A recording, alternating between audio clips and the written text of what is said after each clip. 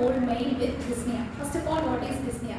Dyspnea is the inability to satisfy the hunger for air and leads to the increased activity of respiratory muscles and stimulation of neurotransmitter receptors and the increased peak CO2 concentration. The most frequent etiology for the dyspnea in children are due to acute respiratory infections and other diseases such as asthma triggered by the viruses, enlarged tonsils, allergic rhinitis, foreign body aspirations and other less frequent diseases such as large tongue, cystic fibrosis, bronchiectasis, bronchial atresia, chest wall deformities, dysfunction of vocal cords, tracheomalacia, chest wall diseases and weakening of respiratory muscles, etc. However, some of these can become life-threatening and therefore needs pre-hospital management.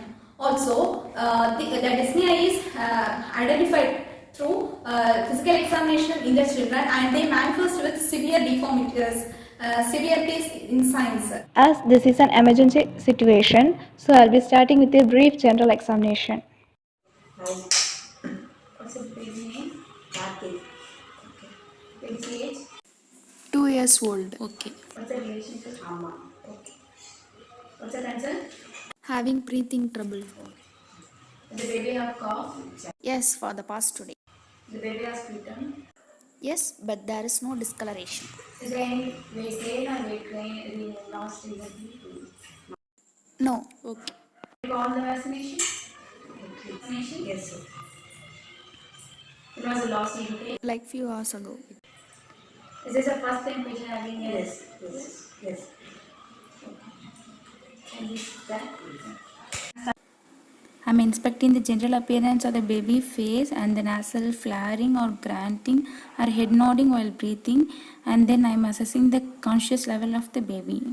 Now I'm inspecting for the eyes for conjunctival pallor, that may suggest the baby is anemic, and then I'm inspecting the nose for the deviation in the nasal septum, nasal polyp, that may cause a breathing trouble, and then I'm inspecting the ear for hearing aids because hearing loss is associated with the primary ciliary dyskinesia, and then I'm inspecting for the mouth and throat, mouth for the central cyanosis and the cleft palate, and then the throat for the tonsil hypertrophy. After the general inspection, I am giving the baby the oxygen mask as the baby have the breathing trouble. Next, I started to assess the vital signs. I am starting with the temperature. Normal range is 97 Fahrenheit to 99 Fahrenheit. And then the oxygen saturation level, the above 95 is normal. Next, the blood pressure 95 by 58 is normal. And then the heart rate, which is 70 to 120 beats per minute is normal. And the respiratory rate above 40 is normal, and assess the jugular nerve pulse. I checked for the cyanosis, pallor, clubbing of fingers, edema, and then noted abnormalities. Now I am doing the systemic examination, which is a respiratory system. For that I am closely inspecting the chest for any abnormal breathing or chest movements and the appearance of the chest while breathing, and checking for the spinal deformity because the spinal deformity may cause a pulmonary restriction in children. Then I am palpating for the trachea position because that may cause a breathing problem. Then I'm palpating for the pain or any swelling, tenderness in the anterior chest. Now I'm going to assess for the chest expansion because the chest expansion can cause a lung collapse, pneumonia, or restricted lung disease.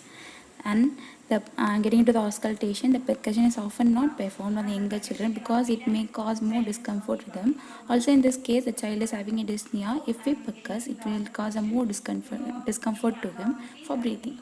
So, in the anterior chest to know the quality of breath sounds, volume of breath sounds, and any added sounds. The quality of breath sounds is vesicular and bronchial. Vesicular is literally normal. Bronchial, it may be due to the consolidations. And the volume of breath, if it is a quiet breath, that may suggest a pneumothorax. And the added sounds such as a wheezing, treadar can be noted, and that may cause a problem. And the vocal resonance cannot be done as a baby is very small. The circulatory and the respiratory system work together to circulate the blood and oxygen throughout the body. The pulmonary edema can be caused by the lung disease, but when heart failure is more serious, the blood pressure in the lung is increased, the fluid pushing into the air sac. This is how heart failure causes the respiratory failure. Kids with pulmonary edema will feel breathless, weak, and unwell.